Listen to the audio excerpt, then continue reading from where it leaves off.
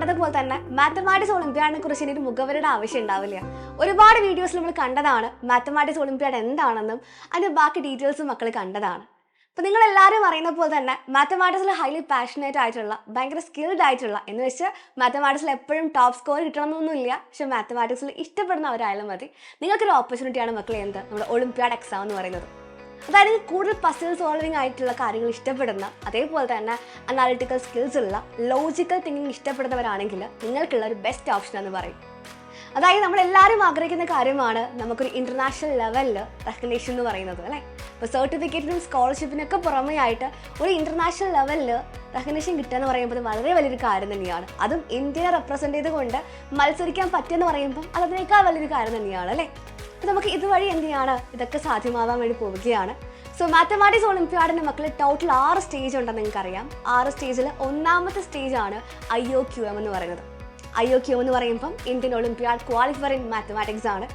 ഒരുപാട് പേര് സൈറ്റിലും മറ്റും വായിച്ച് കാണും, ആദ്യമായിട്ട് കേൾക്കുന്നവരും ഉണ്ടായിരിക്കും. സോ നമുക്ക് നോക്കാം IOQM എന്ന് വെച്ച് കഴിഞ്ഞാൽ എന്തൊക്കെയാണെന്ന് നമുക്ക് നോക്കാം അല്ലേ. മാത്തമാറ്റിക്സ് ഒളിമ്പ്യാഡിൻ്റെ ഏറ്റവും ഹയസ്റ്റ് സ്റ്റേജ് എന്ന് പറയുമ്പോൾ നമ്മൾ കണ്ടതുപോലെ തന്നെ ഇൻ്റർനാഷണൽ മാത്തമാറ്റിക്സ് ഒളിമ്പ്യാഡാണ്. നമ്മളെല്ലാവരും ആഗ്രഹിക്കുന്ന സ്റ്റേജും അത് തന്നെയാണ് അല്ലേ. അത് ക്വാളിഫൈ ചെയ്യാൻ നമ്മൾ ആഗ്രഹിക്കുന്നവരാണ്. അപ്പോൾ അതിലേക്ക് വരുന്ന സമയത്ത് ഏറ്റവും ഫസ്റ്റായി നിൽക്കുന്ന സ്റ്റേജ് എന്താണ്? IOQM ആണ്. ഇത് ക്വാളിഫൈന് ശേഷം മാത്രമേ നമുക്ക് എന്ത് ചെയ്യാൻ പറ്റുള്ളൂ, ഓരോ സ്റ്റേജും കടന്നു പോകാൻ വേണ്ടി സാധിക്കുകയുള്ളൂ. അപ്പോൾ നിങ്ങൾ ഇത്ര കാലം കണ്ട ബോർഡ് എക്സാം എന്ന് ഒരുപാട് മാറ്റമുണ്ട് ഒരു കോമ്പറ്റേറ്റീവ് എക്സാമിലേക്ക് വരുന്ന സമയത്ത്.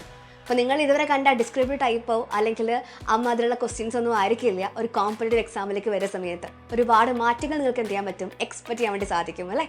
സോ IOQMലേക്ക് വരുന്ന സമയത്ത് മക്കളെ എക്സാമിൻ്റെ ഡ്യൂറേഷൻ വരുന്നത് 3 hour ആണ്. 3 മണിക്കൂറുള്ള എക്സാം ആയിരിക്കും നിങ്ങൾക്ക് ഉണ്ടായിരിക്കുക. എക്സാമിൻ്റെ ആൻസേഴ്സ് എന്ന് പറയുന്നത് ഓരോ ക്വസ്റ്റ്യൻ്റെയും ആൻസർ എന്താണ്, ഹോൾ നമ്പർ ആണ് വരിക.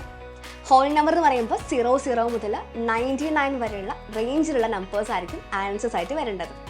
അതേപോലെ തന്നെ മറ്റൊരു കാര്യം പറയുന്നത് OMR ടെക്നോളജി ഉപയോഗിച്ചായിരിക്കും ഇതിൻ്റെ വാല്യൂഷനൊക്കെ ചെയ്യുന്നുണ്ടാവുക. അതിനൊക്കെ അപ്പുറമായിട്ട് IOQMലെ പേപ്പറിനെ കുറിച്ച് പറയുവാണെങ്കിൽ ഒരു പാറ്റേൺ നിങ്ങൾക്ക് അറിയാൻ ആഗ്രഹം ഉണ്ടാവും അല്ലേ. 2 മാർക്കിന് 10 ക്വസ്റ്റ്യൻസ് ഉണ്ടാവും, 3 മാർക്കിന് 10 ക്വസ്റ്റ്യൻസ്, 5 മാർക്കിന് 10 ക്വസ്റ്റ്യൻസ്. ഇങ്ങനെയായിരിക്കും എന്തുണ്ടാവുക, എക്സാം പാറ്റേൺ പോകുന്നുണ്ടാവുക. അപ്പോൾ നിങ്ങൾ ചെയ്യേണ്ട കാര്യം എന്താണ്, നിങ്ങൾ ഇതുവരെ കണ്ട എക്സാംസ് ഒരുപാട് മാറ്റമുള്ളത് കൊണ്ട് തന്നെ നിങ്ങൾ എന്ത് ചെയ്യേണ്ട ആവശ്യമുണ്ട്, പ്രിപ്പറേഷൻ ഭയങ്കരമായിട്ട് ചെയ്യേണ്ടതുണ്ട്. നിങ്ങൾ ഇപ്പോഴും ചിന്തിക്കുന്ന കാര്യം എന്താണ്, നമ്മൾ എവിടെ നിന്നാണ് പഠിച്ചു തുടങ്ങേണ്ടത്, എന്തൊക്കെയാണ് ഇതിൽ പഠിക്കേണ്ടത്, സ്റ്റിൽ നമ്മൾ കൺഫ്യൂസ്ഡ് ആയിരിക്കും. അപ്പോൾ ഇത്രയും ഒരു അടിപൊളി എക്സാമിന്, ഇത്രയും ഒരു വലിയൊരു എക്സാമിന് പ്രിപ്പയർ ചെയ്യാന്ന് പറയുമ്പം നമ്മളെ കൊണ്ട് ഒറ്റയ്ക്ക് സാധിക്കുന്ന ഒരു കാര്യമല്ല. സോ നമുക്ക് തീർച്ചയായിട്ടും എന്തെങ്കിലും ആവശ്യമുണ്ട്, ഒരു പ്രോപ്പറായിട്ടുള്ള കോച്ചിങ് ആവശ്യമുണ്ട്. സോ മക്കൾ ആരും ടെൻഷൻ അടിക്കേണ്ട ആവശ്യമില്ല. ഈ ഒരു അക്കാദമിക് ഇയർ മുതൽ തന്നെ സൈലം നിങ്ങൾക്കായിട്ട് എന്ത് ചെയ്യുന്നുണ്ട്, IOQMൻ്റെയും അതേപോലെ തന്നെ അടുത്ത സ്റ്റേജ് ആയിട്ടുള്ള RMO എന്ന് പറയുന്ന റീജിയണൽ മാത്തമാറ്റിക്സ് ഒളിമ്പ്യാഡിൻ്റെയും കോച്ചിങ് പ്രൊവൈഡ് ചെയ്യുന്നുണ്ട്. സോ ഇനി ആ ടെൻഷൻ്റെ ആവശ്യമില്ല, നമുക്ക് എന്ത് ചെയ്യാം, അടിപൊളിയായിട്ട് പഠിച്ചുകൊണ്ട് തന്നെ മാത്തമാറ്റിക്സ് ഒളിമ്പ്യാഡിനെ നേരിടാൻ വേണ്ടി സാധിക്കും.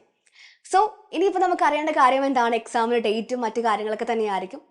സോ ഒന്നുകൊണ്ടും വറി ചെയ്യേണ്ട ആവശ്യമില്ല. എക്സാം സംബന്ധിച്ച മറ്റെല്ലാ ഇൻഫർമേഷൻസും ലഭിക്കാൻ വേണ്ടി പോകുന്ന ഈ ഒരു ചാനൽ തന്നെയായിരിക്കും. സോ എല്ലാ അപ്ഡേറ്റ്സുകളും നിങ്ങൾക്ക് എന്ത് ചെയ്യും, ഈ ചാനൽ തന്നെ ഉടൻ തന്നെ മക്കളെ അപ്ലോഡ് ചെയ്യുന്നതായിരിക്കും. സോ മക്കൾ എന്ത് ചെയ്യുക, ചാനൽ സബ്സ്ക്രൈബ് ചെയ്യാൻ വിട്ടുപോയിട്ടുള്ള ആരെങ്കിലും ഉണ്ടെങ്കിൽ ഇപ്പോൾ തന്നെ പോയിട്ട് എന്ത് ചെയ്യുക, സബ്സ്ക്രൈബ് ചെയ്യുക. And stay tune for more updates. Thank you.